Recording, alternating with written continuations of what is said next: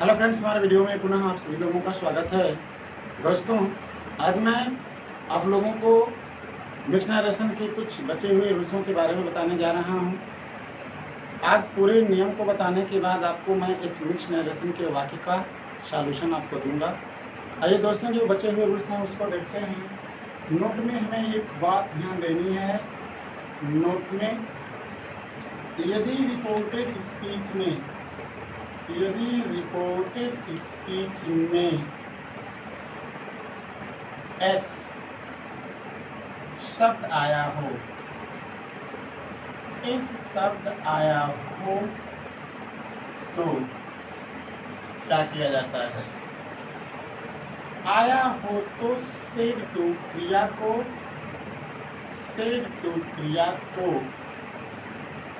Admitted, accepted या agreed में बदल देते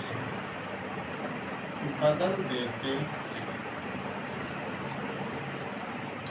ये रूल्स बता रहा है दोस्तों कि यदि रिपोर्टेड स्पीच के अंदर यानी कोष्टक के अंदर वाले वाक्य में अगर यह शब्द एस आया हो तो इनडायरेक्ट बनाते समय हमारी जो रिपोर्टिंग वर्ब सेड टू क्रिया होती है, उस सेड टू क्रिया को हम अपनी इच्छानुसार इनमें से किसी एक शब्द में बदल सकते हैं। या तो हम एडमिटेड लिख सकते हैं, या तो एक्सेप्टेड लिख सकते हैं, या तो एग्रीड लिख सकते हैं। इस चीज़ को एग्जाम्पल के माध्यम से देखें कि एग्जाम्पल लेते हैं। जैसे कह दिया जाएगा ही सेड टू मी, वह मुझसे कहा, will you go to Delhi with my father?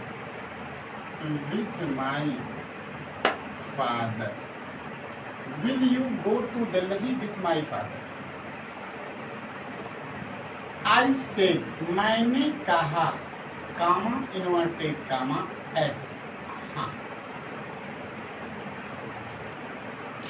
बोला गया है कि ही सेड टू मी, वह मुझसे कहा, will you go to Delhi with my father? क्या तुम मेरे पिता के साथ दिल्ली जाओगे? आई सेड एस, मैंने कहा हाँ। इसका अगर हम इनडायरेक्ट बनाते हैं दोस्तों तो हम देख रहे हैं कि हमारे कोष्टक के अंदर का वाक्य प्रश्नवाचक है। इस वजह से हम अपनी सेड टू क्रिया को आंख में बदल देंगे। ये प्रश्नवाचक वाक्य जो है हेल्पिंग वर्ब से चालू है, इसलिए कामा और इनवर्टेड कामा के स्थान पर लिख लेंगे और जो शेष वाक्य हमारा बचा है उस वाक्य का टेंस परिवर्तन करते हुए उसी साधारण वाक्य का रूप देना होता है। यू है पहुंचेगा, मी के पास आई हो गया। आई के मुताबिक जब ये हेल्पिंग वर्ब बदलेगी तो सैड होगा और सैड का सेकेंड फॉर्म हम लिखेंगे तो शुड, यानी I should go to Delhi with हो जाएगा। और माई शब्द फर्स्ट पर्सन का है, ये पहुंचेगा ही के पास, ही हो जाएगा और यानी he asked me if I should go to Delhi with his father. अब इस व्यक्ति का कथन खत्म। अब जिससे यह व्यक्ति बात कर रहा था उस व्यक्ति ने कहा, यानी आई सेड, मैंने कहा हाँ। उसने पूछा कि क्या तुम मेरे पिता के साथ दिल्ली जाओगे? तो मैंने कहा हाँ।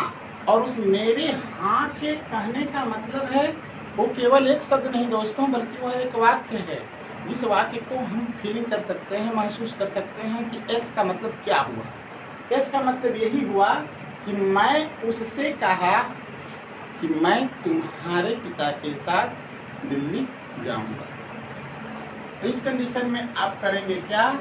आई लिख देंगे और रिपोर्टेड स्पीच में जब एस शब्द है तो आप लिख देंगे सेड टू क्रिया को एग्रीड में, सेड टू क्रिया को या तो एक्सेप्टेड में, अच्छा है तो सेड टू क्रिया को एडमिटेड में बदल देंगे।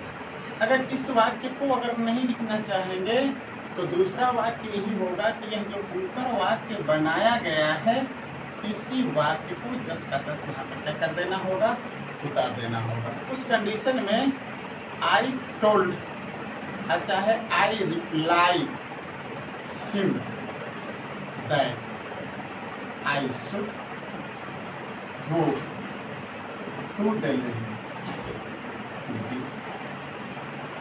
his father। तो आप दोस्तों जैसा लाइक करें, अगर इतना भी लिख देते हैं इस वाक्य का नरेशन बन जाता है। अगर उतना नहीं लिखते हैं तो इस एस का भाव ऊपर वाले वाक्य से लगाते हुए इस वाक्य को आप लिख सकते हैं। इसी क्रम में अगला नियम बनता है कि अगर इसी क्रम में एक दूसरा नियम हो सकता है, जैसा कि आप एस वाले नियम को पढ़े, सेम उसी तरह का वाक्य होगा और वो क्या कहता है कि यदि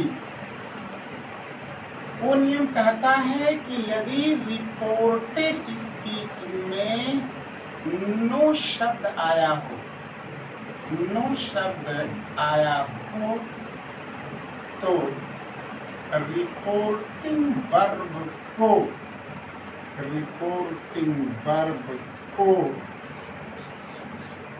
डिनाइड या रिफ्यूज्ड में क्या करते हैं, बदल देते हैं। जैसे एग्जाम्पल दिया जाए, जैसे कह दिया जाएगा she said to him do you play cricket with my son. वह उससे पूछी do you play cricket with my son. He said no, he said no. उसने कहा नहीं। नहीं का मतलब मैं तुम्हारे पुत्र के साथ क्रिकेट नहीं खेलता हूँ। इसका जब आप नरेशन बनाएंगे सी हो जाएगा, सेड टू जो आपकी क्रिया होगी वह आस्क्ड में बदल जाएगी, हिम हो जाएगा, कामा इनवर्टेड कामा के स्थान पर इफ लिखेंगे, यू का परिवर्तन हिम के अनुसार करेंगे, ही हो गया। Do play present indefinite past indefinite tense में बदल जाएगा, ही प्लेड क्रिकेट विथ। और ये माई फर्स्ट पर्सन का शब्द है, ये पहुंचेगा सी के पास, इसलिए वो हो क्या जाएगा, हर्षन। यानी she asked him if he played cricket with her son. अब देखिए दोस्तों, यहाँ पे ही सेड नो, यानी वह उससे नकारात्मक उत्तर दिया, यानी वह उससे कहा नहीं, यानी वह उससे कहा कि मैं तुम्हारे पुत्र के साथ नहीं खेलता हूँ। तो वही बात है, अगर रिपोर्टेड स्पीच के अंदर अगर नो शब्द आया है तो यह सेड जो क्रिया है, सेड टू क्रिया है, उस सेड टू क्रिया को डिनाइड में बदल देंगे या तो रिफ्यूज में बदल देंगे। या आपको वही बताया गया है कि अगर यह नो शब्द है तो इसके जगह पर, इस वाक्य के जगह पर ऐसा भी लिख सकते हैं कि he replied her that he did not play cricket, he did not play cricket with her son. तो आप जैसा लाइक करें, ये लिखे रहेंगे तब भी आपका सही, ये लिखे रहेंगे तब भी आपका सही। दोस्तों इसी सिलसिले में आगे का क्रम बढ़ता है। आगे एक रूल्स और भी है, उस रूल्स के बारे में जानें, उस रूल्स को देखें कि वह रूल्स हमको क्या बतलाता है। इसके बाद कहता है कि कुछ कंडीशन हमारे सामने वाक्य में ऐसी आती है इनडायरेक्ट के दौरान कि हम उस वाक्य का इनडायरेक्ट बनाते समय सोचने लगते हैं कि हम करें क्या।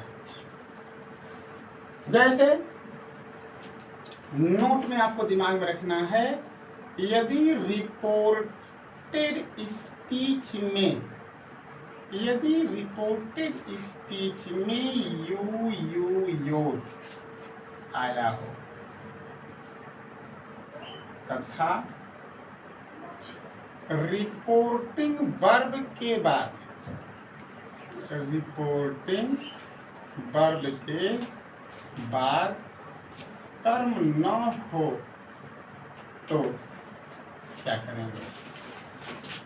कुछ वाक्य आपके सामने दोस्तों ऐसा होगा कि रिपोर्टेड स्पीच के अंदर सेकेंड पर्सन का शब्द आया होता है और उस सेकेंड पर्सन के शब्द को हम रिपोर्टिंग वर्ब के कर्म के अनुसार बदलते हैं।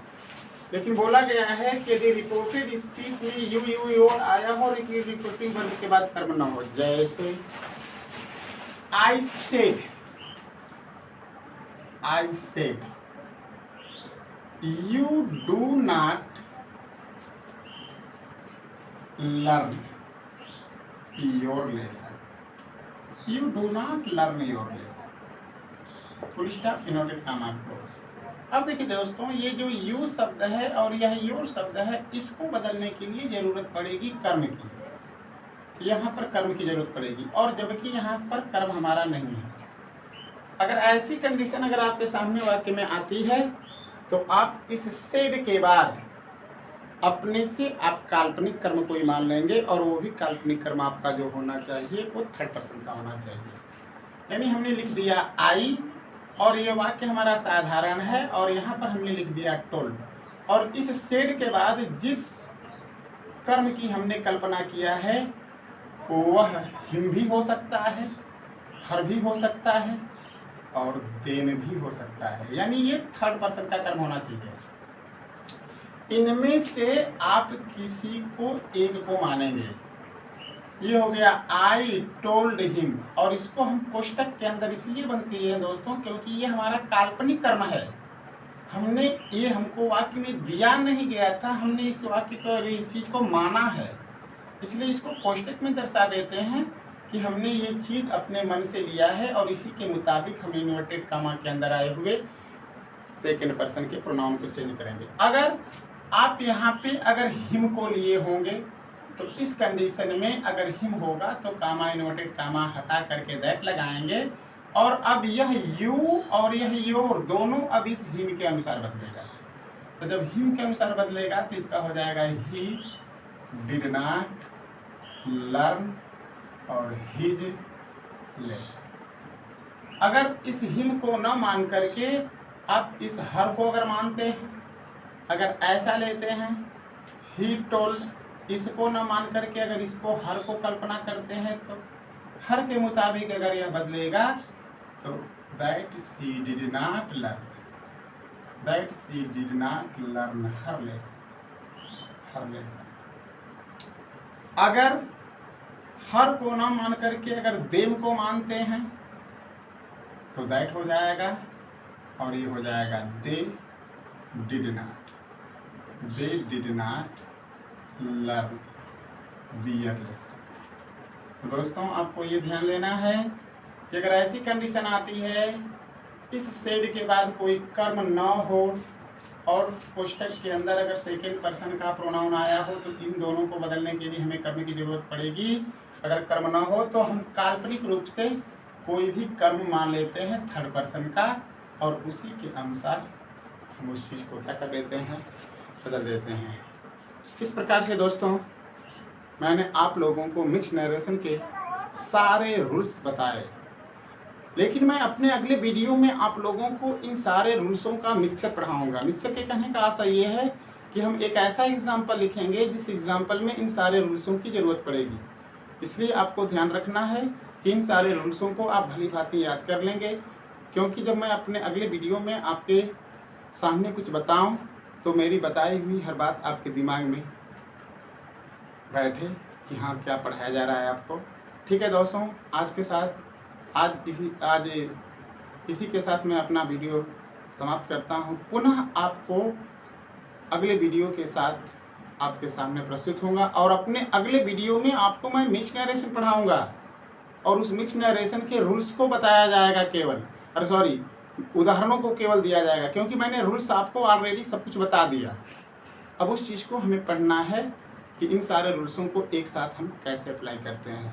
ठीक है दोस्तों, अब मुझे इजाज़त दीजिए। धन्यवाद।